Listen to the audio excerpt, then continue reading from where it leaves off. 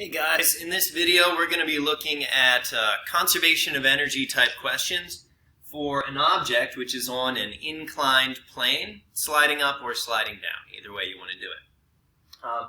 This is in your notes packet, example 10, so you could pause, get to that place, and then you can take notes as appropriate. So here's our scenario. A 1 kilogram block, slides up an incline, has an initial velocity of 5 meters per second at the bottom, and we want to know how far is it going to go.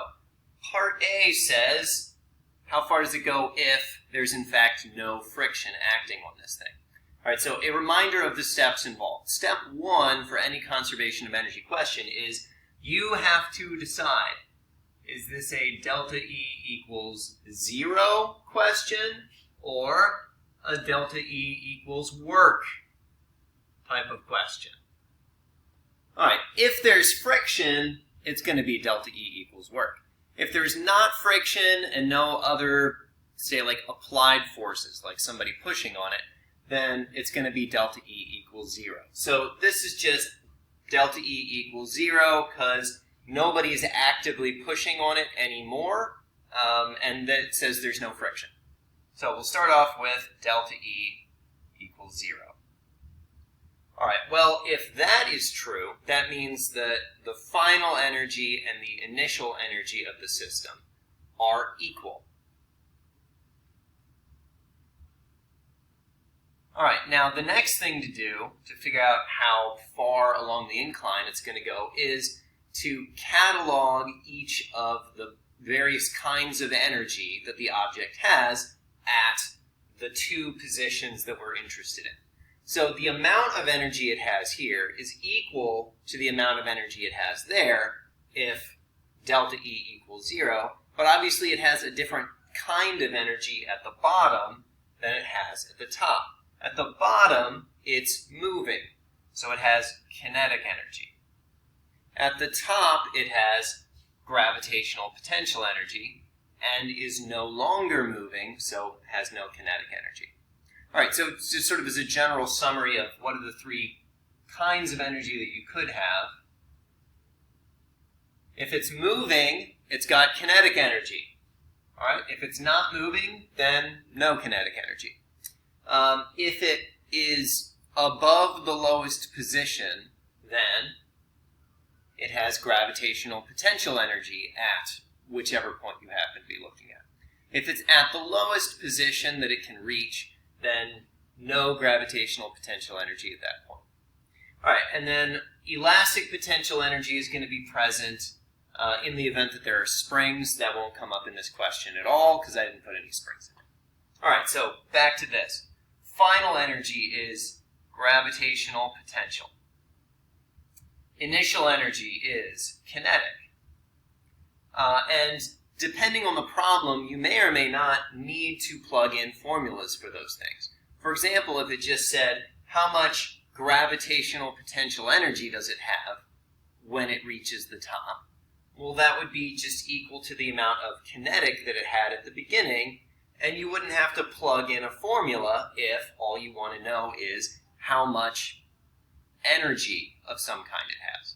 All right, now if you want to know, as we do here, how far it goes, then we need a formula.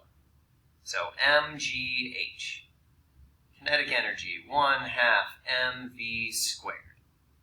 All right, now at this juncture, you may be thinking, or you may have noticed, well, it says solve for d, and I don't see d anywhere in there. How am I supposed to find the distance if gravitational potential energy is related to the height? Well, all right. That's just a matter of trigonometry. D and h are related by the sine function. And it's going to work out that the height is in fact going to be d sine theta. So that's a really common substitution that you will make for these kinds of questions, is that the height it travels is going to equal d sine theta. And if it's, this kind of a question, you could potentially solve for height first and then plug in. But at the end of this video, we'll look at a scenario where it's not possible to do it that way, where you have to put in d sine theta early in your work, otherwise there is literally no way to solve the problem. Alright, so get rid of the m's. Okay, so now we can solve for d. D is going to be v squared over 2g sine theta, which, if we plug in the values, works out to be 2.55 meters. Cool. All right, so that is the theoretical maximum for how high it could go given an initial speed of 5 meters per second. Part B. Just kidding. All right, so if there is friction, it obviously won't go all 2.55 meters. In this case, they told us the distance it goes rather than making us solve for the distance. Okay, we'll look at that possibility at the end of the video. So if they tell us the distance it travels is 2 meters, then we have to set things up a little bit differently. If there's friction, it's got to be delta E equals work instead. All right, for the delta E side of things, it is really important that you do it as final minus initial. If you do it kind of willy-nilly other way around, 50% chance that you will get the wrong answer because you had the wrong order there, okay? If you switch up the order, then you may get ridiculous things like friction doing positive work, which would mean that it was adding energy to the system, which obviously friction is not going to do. So that gives us E final minus E initial equals work. And then the analysis that I did over here where I said what kind of energy it had at the end is still valid. And the initial energy still is kinetic energy. The difference, of course, is going to be that the gravitational potential energy that it has at the end no longer equals the kinetic energy that it started with, because instead of going this high, the marker is dead. How did that happen? All right, let's try again. Instead of going this high, it goes only like that high. Okay. All right. So then, we'll do most of the same substitutions we did before. All right, now, one thing that people will very commonly do here that they just don't have to do is plug in a formula for work. All right, plenty of questions. You will go with, all right, work is force times distance. If it's friction, then you're going to have negative friction force times the distance. But in this case, we don't need a formula for it because if you look closely and actually, like, say, read the words, it says find the work done by friction. It doesn't say find the coefficient of friction. It doesn't say, like, find the distance. They told us the distance. It doesn't say anything else that we would need a formula for. It just says find the work. If I wrote a children's book about physics, I would have W is for work. If they say find the work, leave the W. You don't need to do anything with it if that's actually the thing that you're trying to find. All right, so now if we plug in our various values here, we should get negative 2.7 joules of work. Specifically, the value that sometimes is going to mess people up here is D. Don't use the 2.55 number anymore, like for any other part of the question. D is only 2.55 if it actually goes the whole way. It told us it actually only went 2 meters, so 2. There we go. All right, so now if I do that all right, this is 9.8, this is 12.5, so I will leave the calculator work to you if you so desire to do it. The work comes out to be negative 2.7 units. Pause and think about it. If you said joules, you are correct. It is not newtons. That would be very sad. Okay, which I specifically mentioned that mistake because people do it. work is measured in joules because work is a form of energy. Newtons is force. So please don't tell me that work is measured in anything other than joules. All right, next one. Part C says, find the coefficient of friction. All right, so now we need a formula for the work done by friction. In general, we can say that work is F dot D, and that means it's proportional to the cosine function. So you should recall that given that the friction force acts down the incline while the object is moving up the incline, that means that the work done is going to be negative because cosine of 180 is -1. All right, so next thing we need is the formula for the force of friction.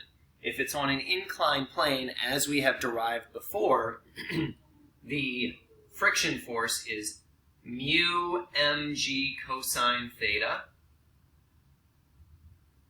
which we get from friction is fun, and on an incline, the normal force is mg cosine theta.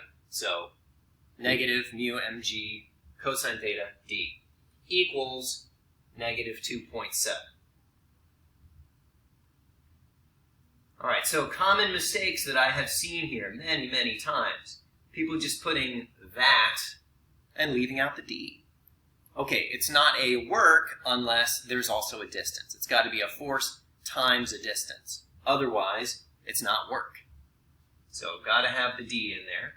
And again, the d is going to be the 2, not the 2.55, because it didn't go 2.55 meters, it only went 2. All right, and again, I'll leave the calculator work to you if you so desire to put it in.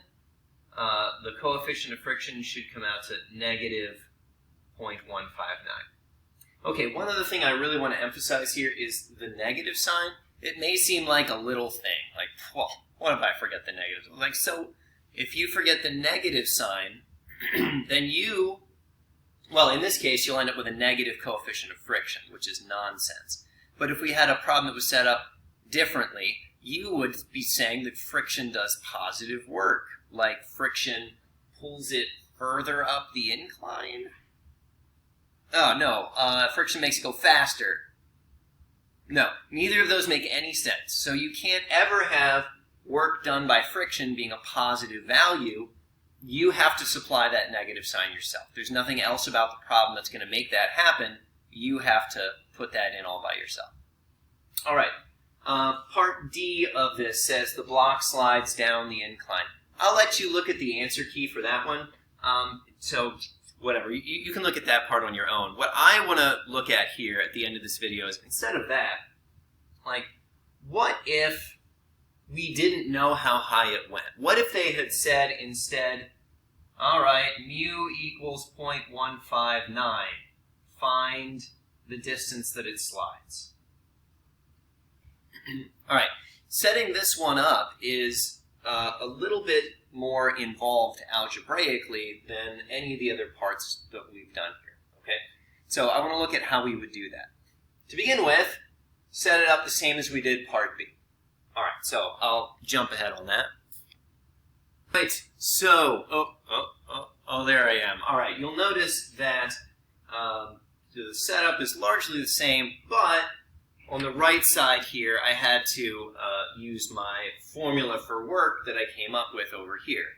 Because obviously, if we don't know how far it slides, we have to have a formula for the work done by friction to figure out how far it's going to slide. Okay? All right, now, at this point, there's one other substitution we have to make, otherwise we can't solve the problem. At this point, some people will work it out. They'll be like, great, all right, I'm almost there. Here's D. I'll solve for D. And then they get to this point where they have an answer that has the height in it, and we don't know the height because we don't know the distance. All right. Well, that would in fact be unsolvable. But remember what we did over here is we said h equals d sine theta. So let's see how that plays out if we put in d sine theta for h. A lot of algebra happened in between, so go ahead and ponder that, I guess. All right, hope that was helpful.